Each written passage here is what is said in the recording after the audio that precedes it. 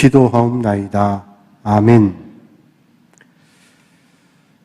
제가 부산에서 목회할 때 일입니다. 대신방을 가면 교인들이 신방 끝난 다음에 식사를 잘 대접해 주시곤 했는데 거의 그때 식사했던 것들이 싱싱한 화로회입니다.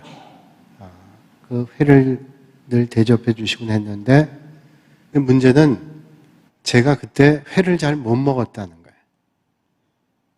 그러니까 이게 보통 어려운 게 아니죠. 대접하는데 그 대접하는 걸 제가 못 먹습니다. 그렇게 말하기도 힘들어서 상추에다가 초고추장 찍어서 회를 쌈을 싸는데 그저 회 느낌이 안 갈 정도로 고추장을 듬뿍 찍어가지고 먹으면 먹을만 했습니다. 그렇게 먹곤 했습니다. 그러던 어느 날 섬기던 교회 어떤 장로님께서 목사님 오늘 저녁에 시간 되시냐고 그러시면서 오늘 좀 고기 좀 먹죠? 그러시더라고요. 그래서 예, 그날 밤은 내가 고기 좀 먹겠다 생각했습니다. 그리고 장로님 만나 뵙고 그날 또 생선 먹었습니다. 저는 그때 고기 좀 먹자 그래서 아마 소고기나 돼지고기나 닭고기나 이런 고기를 먹을 줄 알았는데 또 생선 먹었어요. 나중에 제가 알게 됐는데 부산에선 보통 고기를 먹는다 그러면 물고기를 얘기해요. 그러면 소고기, 돼지고기, 닭고기는 무슨 고기냐 그랬더니 육고기를. 그때 알았어요. 우리가 동상이몽이란 말이 있죠. 같은 잠자리에서 다른 꿈을 꾸는 것을 말합니다. 똑같은 자리에 있는데도 다른 생각을 가지고 다른 목적을 가지고 있는 것을 우리는 동상이몽이라고 합니다. 이솝우화에 그런 얘기가 나오죠. 소하고 사자에 관한 얘기인데 이 소하고 사자는 전혀 다른 동물 개체인데 둘이 사랑을 했답니다. 이솝우화니까. 소와 사자가 사랑을 해서 결혼을 했다 그러죠.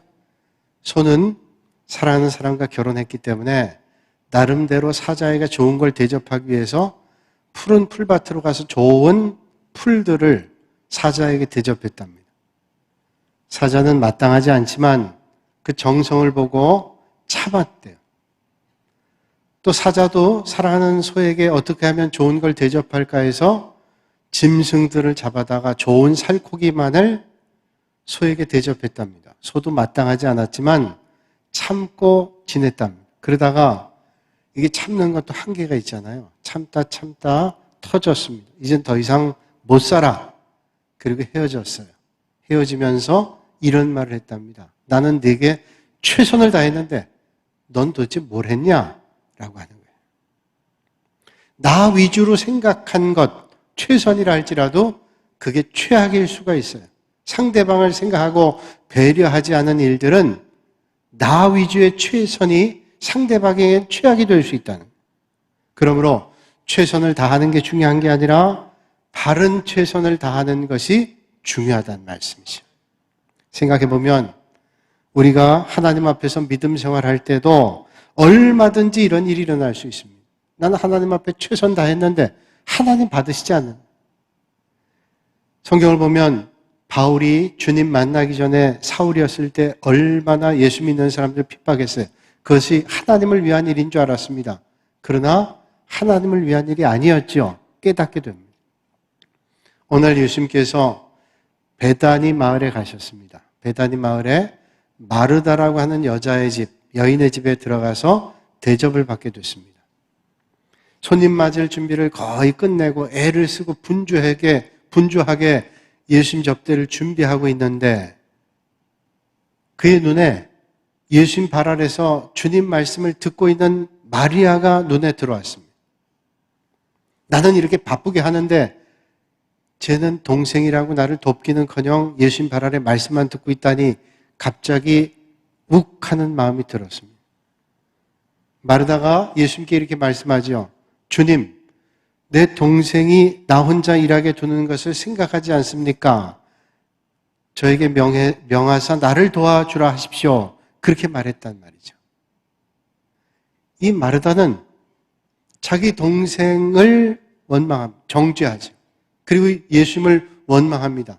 아니, 예수님은 내가 이렇게 바쁘게 하는데 저 마리아를 도와달라고 주님께서 말해주시면 얼마나 좋은 대접하겠어요. 마리아 정죄하면서 예수님을 원망하는 거예요.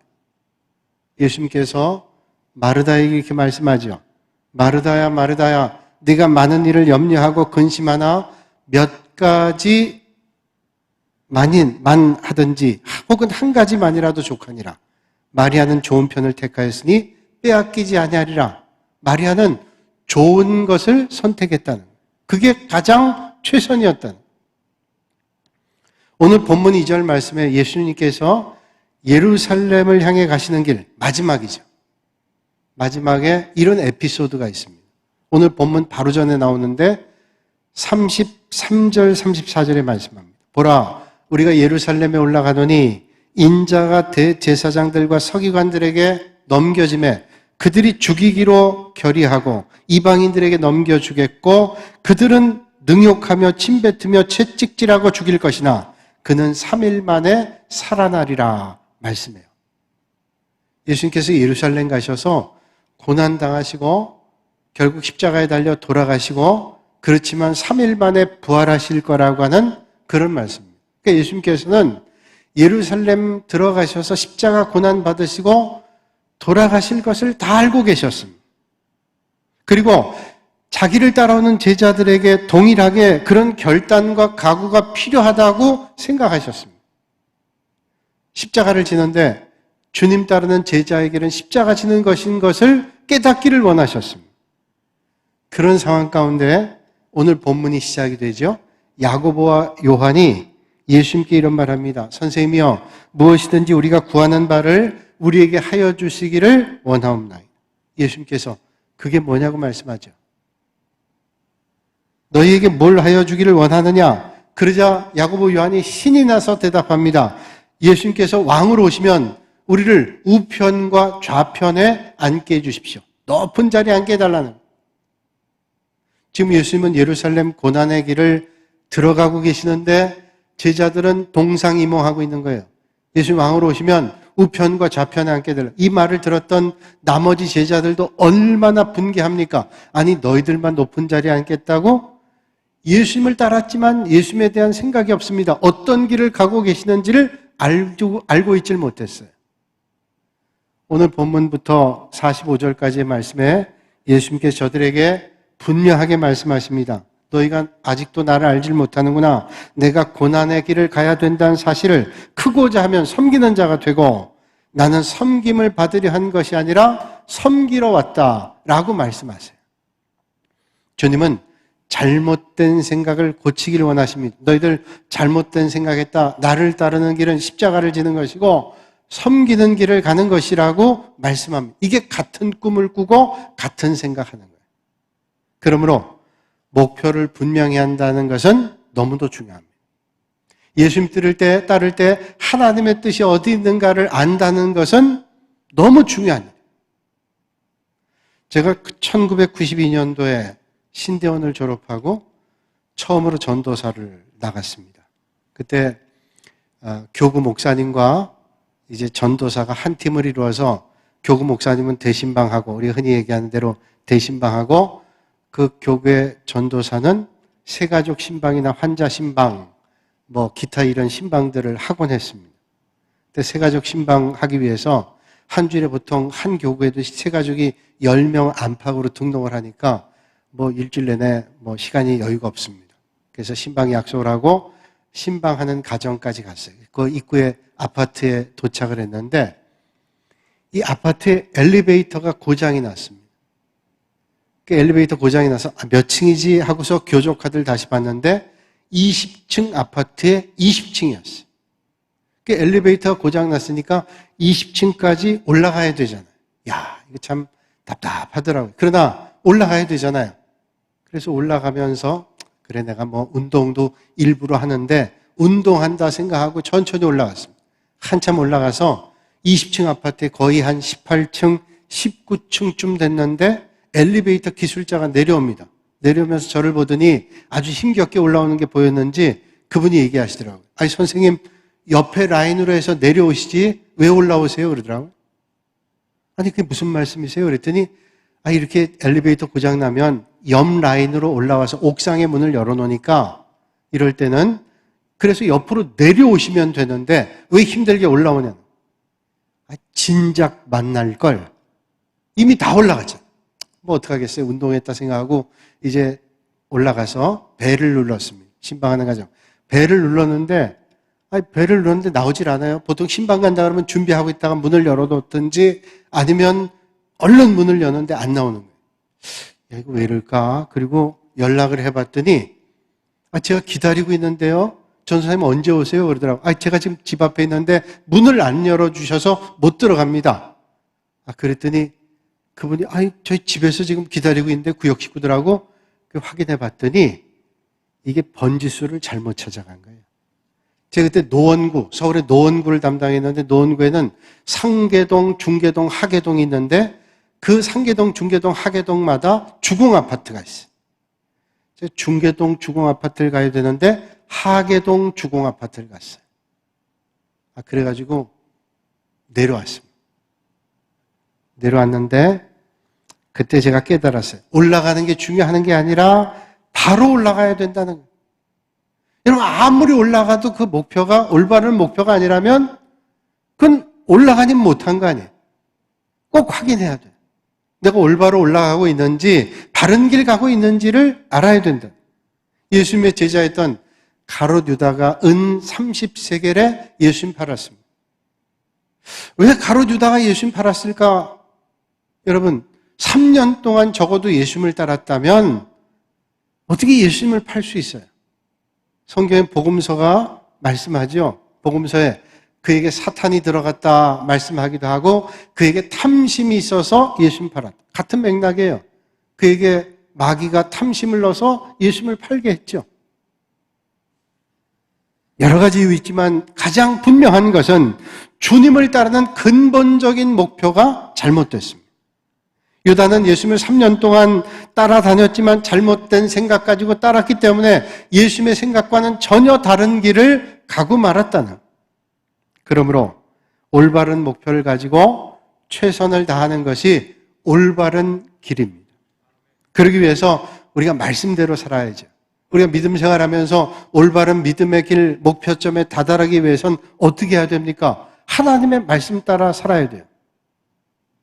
제가 군에 있을 때 군복무를 할 때 오래전 일이지만 제가 사단의 정보처에 비문 담당을 했습니다. 비밀문서. 그 다음에 사단장이나 연대장, 참모들, 당번병들, 신원조약 그런 거 담당을 했습니다. 근데 비밀문서를 담당할 때 그 비밀문서를 담당할 때 만들 때나 그것을 관리할 때 철저하게 매뉴얼대로 해야 됩니다. 내 마음대로 했다간 큰일 납니다. 철저하게 매뉴얼대로 해야 돼요. 그래서 비밀문서를 각 부서에서 또 가져가서 이제 다 업무가 끝날 땐 들어와야 되는데 꼭 체크해 봐야 돼요. 그리고 정보처, 작전처 사이는 합동 비밀 보관소에 넣어야 됩니다. 그 안에 또 캐비넷이 있는데 그 안에 캐비넷에 또 상자가 있는데 그 상자 안에 넣어야 되고 시건 장치를 잘 하고 있는지 비밀문서를 잘 반납했는지 꼭 따라가서 확인해야 돼요. 그리고 그 앞에는 늘 총을 들고 보초가 서 있어요. 그리고 비밀문서 담는 함에는 항상 라벨을 붙이게 되어 있는데 가로 몇 센티미터, 세로 몇 센티미터에 정확하게 붙여야 돼요. 매뉴얼대로 해야 돼요. 내 마음대로, 내가 보기 편한 대로, 내가 생각대로 하면 안 됩니다. 방법 그대로 해야 돼요.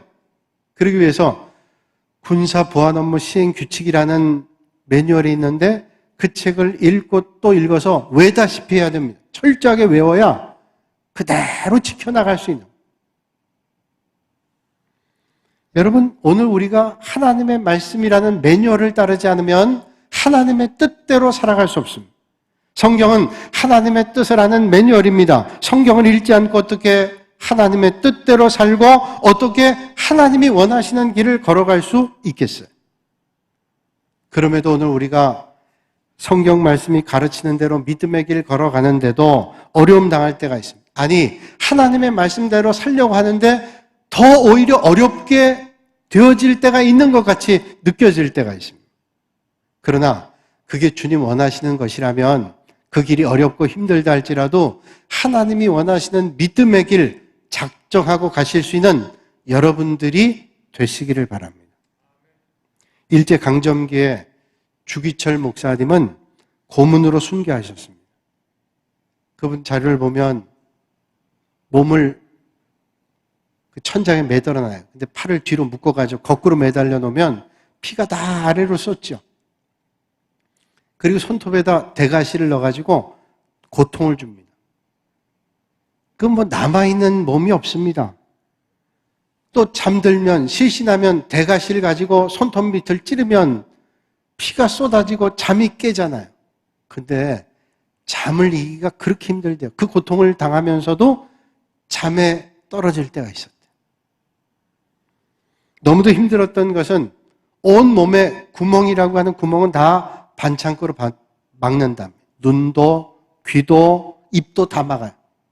다 막고는 거꾸로 매달아 놓고 코에다가 강력한 호수로 물을 쏟아붓는데, 그러면 그 물이 어디로 갑니까?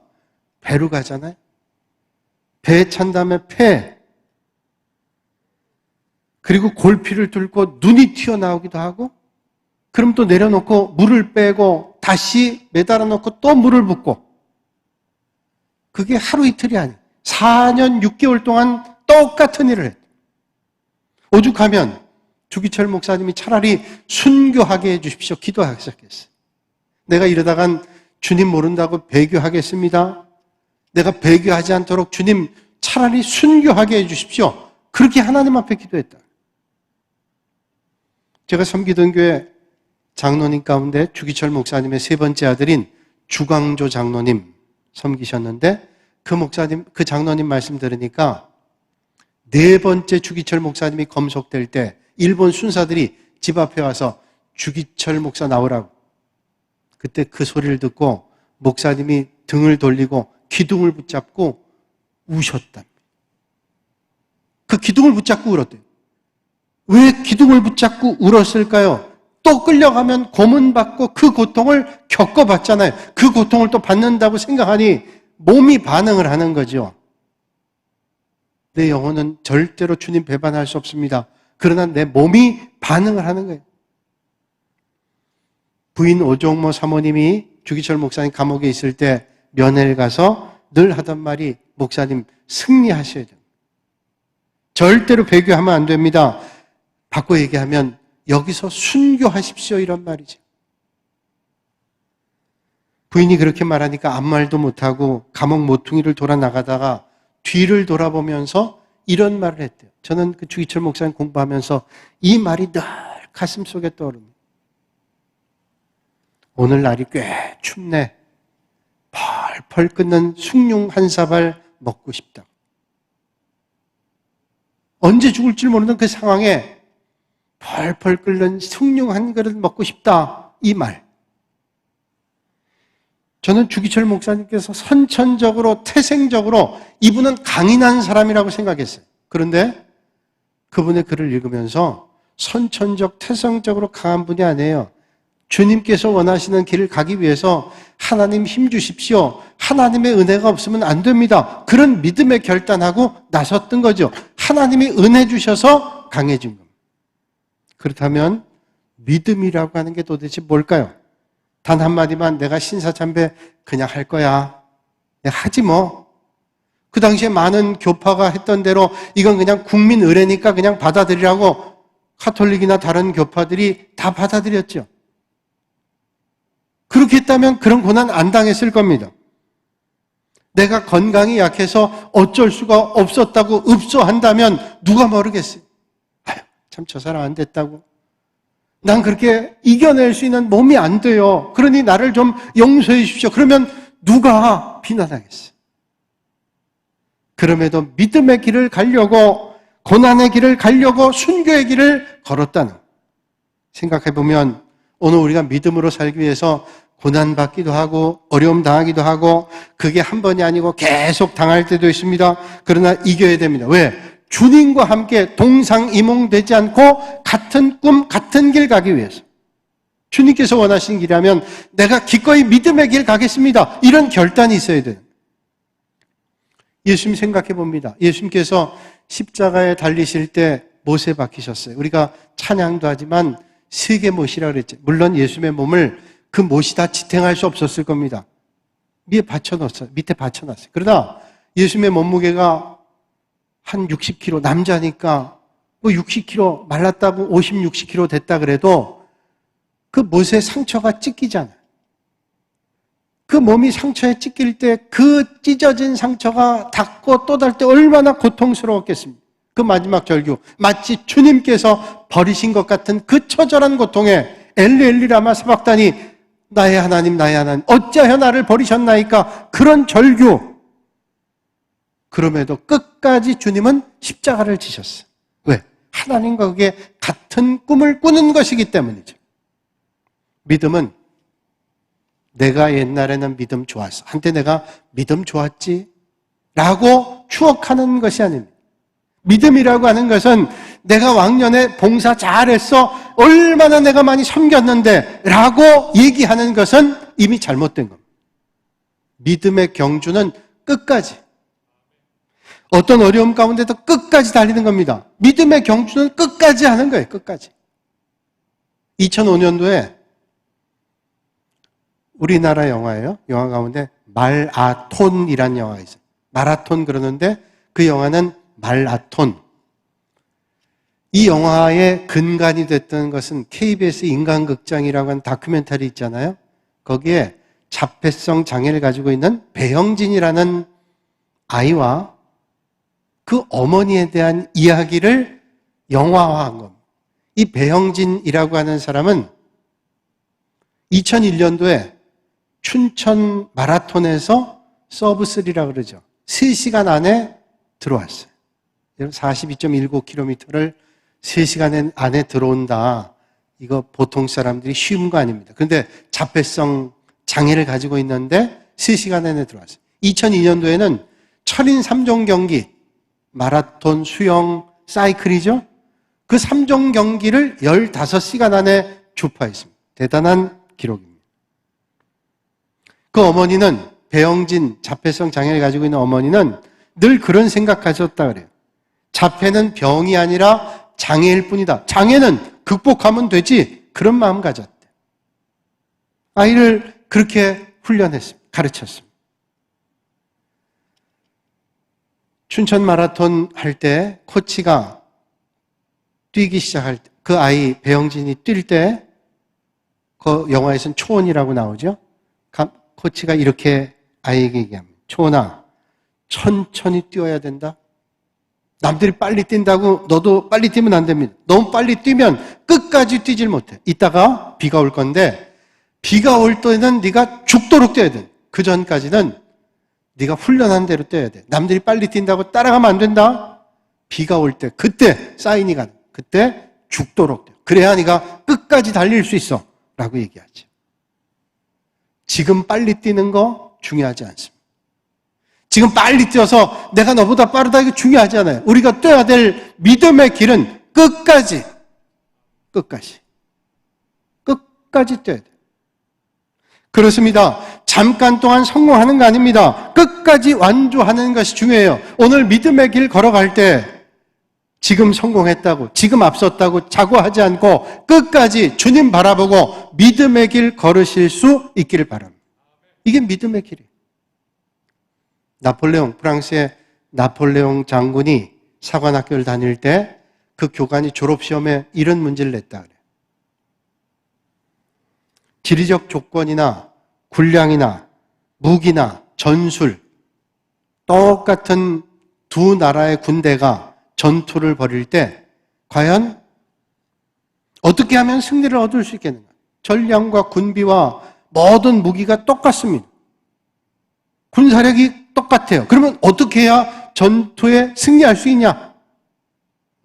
여러 학생들이 구구한 말들 했습니다. 훌륭한 지휘관이 지휘를 하면 이길 수 있습니다. 병사들의 사기를 복돋아주면 이길 수 있습니다. 이런저런 얘기를 했어요. 그때 나폴레옹은 딱 한마디 했다 그래요.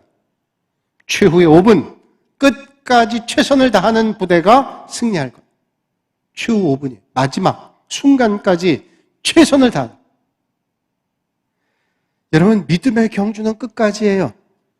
지금 이 정도 했으니가 아닙니다. 끝까지 주님의 은혜를 바라보고 주님과 함께 같은 마음과 꿈을 가지고 믿음의 길을 걷는 거예요.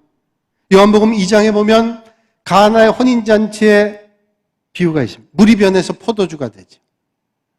예수님께서 그 연애 종들에게 말하죠. 돌 항아리 거기에 아기까지 물을 채웁니다. 그 갖다 줬는데 물이 변해서 포도주가 됐습니다.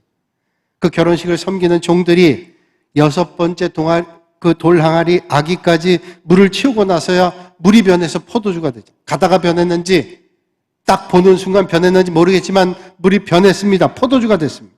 만약에 중간에 그 포도주 항아리, 돌 항아리 아래가 포도주빛으로 변하기 시작했다면 얼마나 중간에 주님의 말씀이 이해가 됐을까요? 아, 이래서 주님께서 이 물을 아기까지 채우라 했구나. 두 번째 항아리 때 물이 포도주로 변하기 시작했다면 나머지 돌 항아리에 물을 부을 때도 자신감이 있었을 거예요. 그런데 변하지 않았어요. 다 채우고 가져가고 연회장이 확인할 때 돌 항아리에 물빛이 포도주로 바뀌었어요. 마지막까지 순종하고 하나님의 역사를 기대하고 믿음의 길을 경주할 때 하나님의 역사가 보여지게 된다는 거죠. 그렇습니다. 이제 우리가 채워야 될 것은 주님과 같은 꿈을 꾸고 끝까지 주님 말씀 신뢰하고 믿음의 길을 경주하는 겁니다. 오늘 힘들다고 포기하지 않고 오늘 기쁘다고 자고하지 않고 오늘 믿음의 길을 끝까지 내일까지 경주하는 믿음의 자세. 오늘 우리 믿음의 성도들이 가져야 될 자세입니다. 오늘 우리는 믿음의 연단 겪고 있습니다. 교회 모든 예배와 모임을 정상적으로 드리지 못해서 목말라 하고 있어요. 야, 언제 교회 가서 예배 드리고 성경 공부하고 마음껏 주님을 찬양할 수 있을까? 답답해합니다. 그런데 보세요. 이런 시간이 갈수록 우리의 몸은 점점 익숙해져 가고 있습니다. 그러면 아닌데 라고 하는데 우리의 몸은 점점 익숙해지고 이 상황에 익숙해져 가고 있습니다. 그런 우리에게 주님 말씀하세요. 운동장에서 다름질하는 자들이 다 달릴지라도 오직 상을 받는 사람은 한 사람인 줄 너희가 알지를 못하느냐. 너희도 상을 받도록 이같이 다름질하라. 1998년도에 스티븐 스필버그 감독의 라이언 일병 구하기라는 영화 많은 분들이 보셨을 거예요. 다 보시고 감동받았을 거예요. 이 영화는 노르망디 상륙작전을 배경으로 하고 있습니다. 노르망디 상륙작전 하면서 많은 연합군 죽었어요. 미국군, 영국군이 많이 죽었습니다. 그 전쟁터에서 죽은 병사의 전사 소식을 들고 한 장교가 미국 시골의 어떤 마을을 찾아가죠. 전사 통지서를 전했습니다. 그런데 이 상륙작전에 전사 통지서를 받은 그 어머니는 자식이 아들이 넷이는데 아들을 다 전쟁터에 내보냈는데 3명이 죽었어요. 1명 남아. 그 3번째 아들이 죽었다는 소식을 전한 겁니다. 그 미 국무부에서 이걸 알고 그 어머니의 마음이 어떻겠는가, 이런 사실을 알면 얼마나 전쟁에 보낸 어머니의 마음들이 찢어질까, 나머지 한 사람은 살려야 된다 라고 이제 생각한 거예요. 그래서 특공대를 조직해가지고 그 한 사람을 구하기로 작정합니다. 그 한 사람이 제임스 프레시 라이언이라는 사람. 그래서 이름 가지고 찾아가는 거예요. 특공대 8명 조직했습니다. 그래서 전쟁터를 누비면서 그 사람을 찾아가는데 가면 또 옮겼다 그러고 가면 또 옮겼다. 그러다가 한 사람 찾았습니다. 라이언 일병. 이름을 봤더니 제임스 프랜시스 라이언. 프레스트가 아니라 잘못 찾았어. 그게 누구냐? 또 찾아 결국은 찾아가는 동안에 특공대 가운데 여러 명이 죽습니다. 죽어가는 병사들 보면서 얘기하는, 아니 우리가 왜 도대체 그 라이언 일병 하나를 구하기 위해서 여기 사지를 뚫고 가야 됩니까? 이게 무슨 의미가 있습니까? 우리도 똑같이 다 어머니 자식들인데. 라이언 일병도 그 말에 공감하죠. 그러나 군인은 명령에 죽고 명령에 사는 거야. 결국 교전이 벌어지고 있는 전장터에 라이언 일병을 만났습니다. 만나가지고 너 집으로 가라 명령하죠. 라이언 일병이 난 못 갑니다. 지금 내 전우들이 여기서 죽고 있는데 저만 살아가라고요? 너희 형제들 다 죽어서 네 어머니 마음이 어떻겠냐고. 너 가야 된다. 난 못 갑니다. 그래서 거기서 그 라이언을 살리기 위해서 또 전투합니다. 거기 또 몇 명 죽는 거예요. 결국 라이언이 집으로 귀가하게 되죠. 귀가할 때 그를 보냈던 특공대 지휘관이었던 존 밀러라고 하는 사람이, 밀러 대위가 그에게 얘기합니다. 너는 꼭 살아야 된다. 근데 그냥 사는 게 아니라 열심히 살아야 된다. 그것이 너를 위해 죽은 사람들 죽음을 절대로 헛되지 않게 하는 거야. 그러니까 넌 열심히 살아야 되고 꼭 살아야 된다. 그리고 돌려보냈어. 그리고 세월이 흘렀습니다. 세월이 흘러서 백발의 제임스 라이언이 한 묘비 앞에 서 있습니다. 마지막 장. 그 묘비에는 존 H. 밀러라는 명패가 쓰였어요. 자기를 살렸던 특공대 대장의 묘비 앞에 그가 서 있습니다. 그가 그의 아내에게 묻습니다. 여보, 내가 훌륭하게 살았나? 내가 정말로 좋은 사람으로 살았나? 라고 물어요. 그 아내가 라이언의 손을 잡으면서 얘기하죠. 당신은 참 훌륭한 삶을 살았어요. 참 아름다운 삶, 당신은 좋은 사람으로 살았어요. 라고 얘기를 해요. 그리고 장면이 끝납니다. 여러분은 어떠세요? 여러분 주님 부르실 때 나는 주님 위해 열심히 살았습니다. 주님과 절대로 다른 꿈 꾸지 않았습니다. 주님 뜻대로 최선 다했습니다.